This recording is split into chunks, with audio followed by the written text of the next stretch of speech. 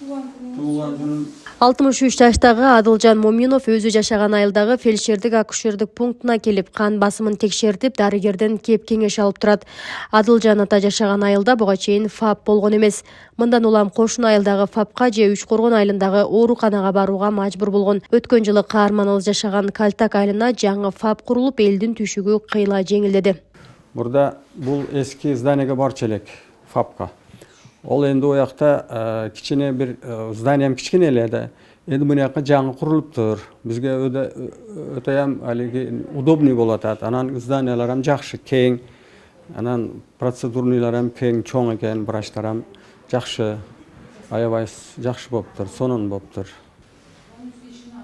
Калтак айылындагы ФАПта 4000ге жакын адамга медициналык кызмат көрсөтүлөт. Мындан сырткары ФАП Ош-Баткен автожолунун боюнда жайгашкандыктан жүргүнчүлөр да көп кайрылат дейт ФАПтагы дарыгер. Эски ФАПта 3 бөлмө бар эле. Бул жерде болсо азыр бардык кабинеттер жетиштүү, 6 кабинетибиз бар.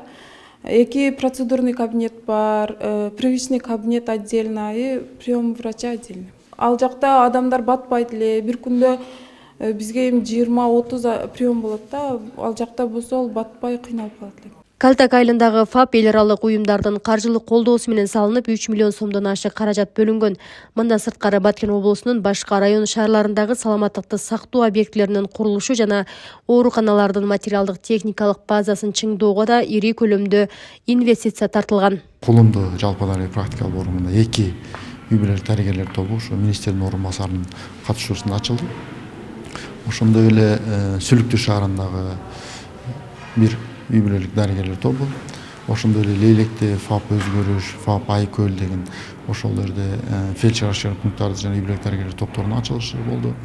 Ошондой эле Баткен областық үй-бүлөлүк медицина борборуна караштуу 7-чи үй-бүлөлүк дарыгерлер тобунун имараты пайдаланууга берилди. Бул дагы болсо ушул АСАФ, Астана-Бир кайрымдуулук фонддору аркылуу 3 миллиондон ошондой эле 7 миллион, 10 миллионго чейинки имараттарды өз медициналык жабдууларды камсыздалды да.